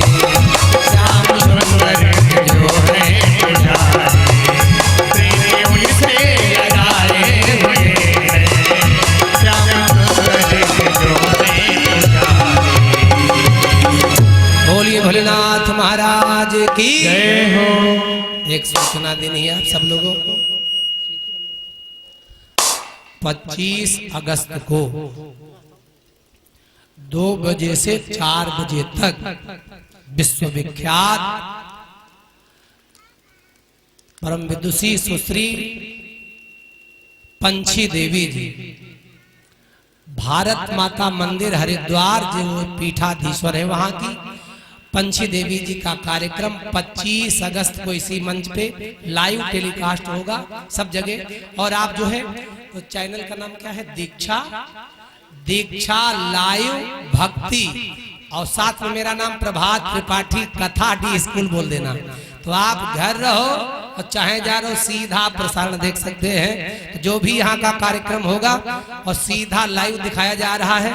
14 देशों में कथा यहाँ की जा रही है। हमारे गांव वाले सुने चाहे न सुने, लेकिन 14 देश के लोग सुन रहे हैं, इसलिए कथा बहुत वीआईपी हमें सुनाना है। इसलिए आप लोगों से निवेदन है, आप लोग ज्यादा से ज्यादा है। नैमिष सारण के जगदाचार्य पूज्यपाद श्री स्वामी उपेंद्रानंद सरस्वती जी महाराज का भी आगमन होगा। वो हमको कल तारीख बताएंगे। कल हमको उनके पास जाना, फोन आया था उनका, तो किस तारीख को उनको आना है। तो जगदाचार्य जी चांदी का सिंहासन और 4 उनके शिष्य, उनका 1 घंटा प्रवचन होगा इसी मंच से। अब वो 26 को होता है या 24 को होता है, क्योंकि 25 को तो पंछी जी का पक्का हो चुका है। तो जो जो अतिथि मेहमान आगंतुक आएंगे उनकी घोषणा यहाँ से होती रहेगी, क्योंकि बहुत विधायक सुनायक सबलायक जो भी हैं सब लोग यहाँ आ रहे हैं, लेकिन उनका समय क्या है वो कल से ही पक्का कन्फर्म कर दिया जाएगा। मैंने निवेदन किया सब लोगों से, लेकिन सब लोग भले ही आए और आप लोग नहीं आएंगे तो हमारे लिए सब कुछ बेकार है। मेरा निवेदन एक ही है, आप आएंगे हमको तभी अपार खुशी होगी। हमारे संतोष मास्टर जी मिले, मैंने कहा तो मास्टर साहब तुरंत दौड़ते भागते चले आए, क्योंकि पंडित जी की बेटियों को ब्याह न ही मुड़ना, ठीक है। यहाँ भगवान की कथा है। मेरा निवेदन एक ही है, आप सब आएंगे और जितने ज्यादा लोग आएंगे। हमारे झांकी के कलाकार बहुत अच्छे अच्छे आए हैं, जो कभी तक ऐसे नहीं आए और ऐसे जल्दी आने वाले हैं कहीं। इसलिए मेरा निवेदन है, उनकी झांकी का भी आनंद रात्रि में 11 बजे से 10:30 बजे से 11, 11:30, 12 बजे आरती होती है। तो आप लोग अधिक से अधिक संख्या में आए, उसका भी आनंद लें। और जितने ज्यादा आप लोग आएंगे उतना हमें सुनाने में आनंद आएगा, क्योंकि मोबाइल में बैटरी हो, पैसा हो, चार्जर हो, बात करने वाला भी हो, लेकिन नेटवर्क ही ना हो तो हलो हलो करो। तो बस यही समझ लो, आप जितने लोग हो तो आप लोग हमारे नेटवर्क हो, यहाँ सब कुछ हो जाए। और जब तक आप लोगों का नेटवर्क हमें नहीं मिलता तब तक सब बेकार है। हमारे नत्था मास्टर चचा जी भी आए हैं, चबूतरा बहुत बढ़िया बनवा दिया है। संत महात्मा आएंगे, इस पे आनंद लेंगे। एक बार जोरदार ताली हमारे मास्टर साहब के लिए बजाइएगा, जिन्होंने इस चबूतरे का निर्माण करवा दिया। तो इसके लिए धन्यवाद है, साधुवाद है। ऐसे ही भोले बाबा की कृपा इन पे बरसती रहे। मैं भी तन मन धन से सेवा में समर्पित हूँ। जब जैसा मौका लगेगा मैं भी कुछ न कुछ करवाता रहूंगा। बस इस लायक हमको भगवान ने बनाया है। बस यही भगवान भोले बाबा से मांगते हैं, बुद्धि में कोई लोभ लालच ना आने पाए, और धर्म के कार्य ऐसे ही भगवान हमको 4 हाथ से देता है और हम 2 हाथ से ऐसे ही देते रहे भगवान में, बस कोई कमी ही नहीं रहेगी। तो आप सबसे निवेदन है, आप लोगों से हमें धन नहीं चाहिए, आप लोगों से हमें और कुछ नहीं चाहिए, लेकिन आप लोगों का समय जरूर चाहिए 7 दिन के जब तक कथा हो। और आप कुछ दीजिए चाहे न दीजिए, भगवान ने सब कुछ दिया है। और जो आप दे देंगे उसके लिए हम मना नहीं करते हैं, वो आपका श्रद्धा भाव से भगवान बाबा के दरबार में समर्पित हो जाएगा, लग जाएगा। इसलिए मेरा एक ही निवेदन, आप सब लोग यहाँ आए जरूर। हमारे भैया श्री रजत सिंह जी हैं, हमारे सुष्बिंद जी हैं, और भी बहुत से लोग कार्यकर्ता हैं। हमारे सरनाम जी खड़े, आदर्श जी हैं, अंकुर हैं, बहुत से लोग हैं इसमें। तो आप लोगों से निवेदन ही कि आप लोग ज्यादा से ज्यादा आए और सब लोगों को लिवा कर लाए। ऐसा न कहे कि न तुम आओ और दूसरे को मना कर दे, हुआ क्या करिए जाए, न तुम आओ और दूसरे को भी ना आने दो।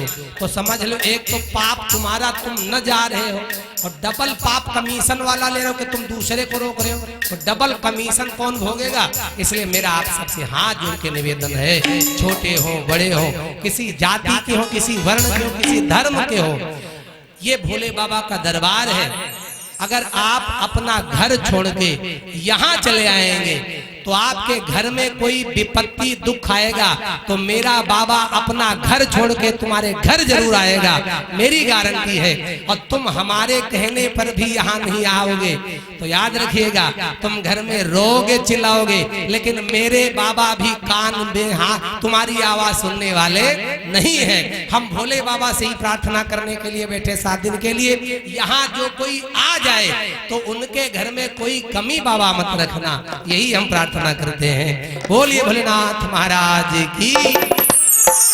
हमारे भैया दीपक शुक्ला जी बैठे हैं, आरती कराएंगे। रात्रि का कार्यक्रम जो होगा वो ठीक 8 बजे शुभारंभ होगा और रात्रि में कथा के लास्ट में 11 बजे झांकी के पहले जो है स्वागत समारोह हमारे मंच पर इसी पे होगा। हमारे कमेटी के लोग और भी तो हम अपने नत्था मास्टर चच्चा से भी निवेदन करे आएंगे और हम संतोष मास्टर जी भी निवेदन करेंगे। आप आइएगा, रात में समय दीजिएगा, स्वागत समारोह में आप जरूर शामिल हो। और जो भी विशेष लोग हैं सबसे निवेदन है आप आएंगे तो हमको अपार खुशी होगी। और हमारे काका जी तो मौजूद ही, इनका आशीर्वाद ही मिल रहा है। आइए सब लोग बड़े प्रेम से आते राधे श्याम। बोले शंकर भगवान की जय हो। श्याम राधे। आरती गाएंगे सभी मीठी मीठी तालियों साथ। भवानी तेरी जगमग ज्योति जले, भवानी तेरी जगमग ज्योति जले।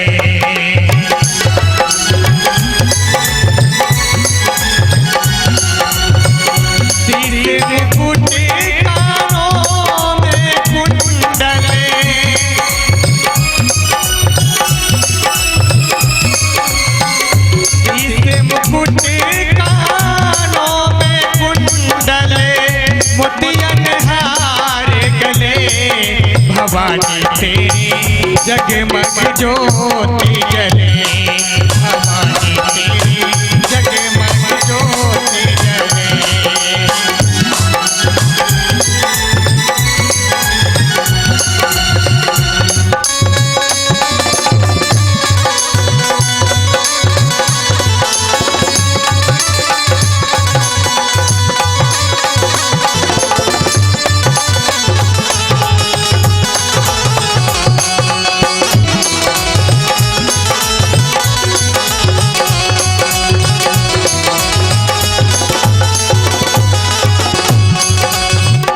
दक्षिण पूर्व पश्चिम तेरा हुकुम चले, मैया तेरा हुकुम चले।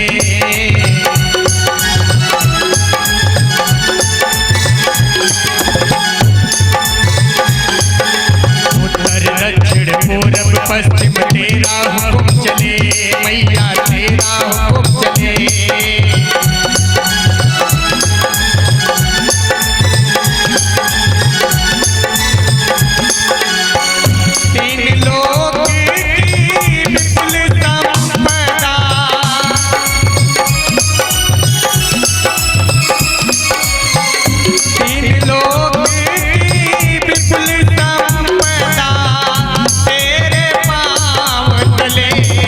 भवानी तेरी जगमग ज्योति जले, भवानी तेरी जगमग ज्योति जले।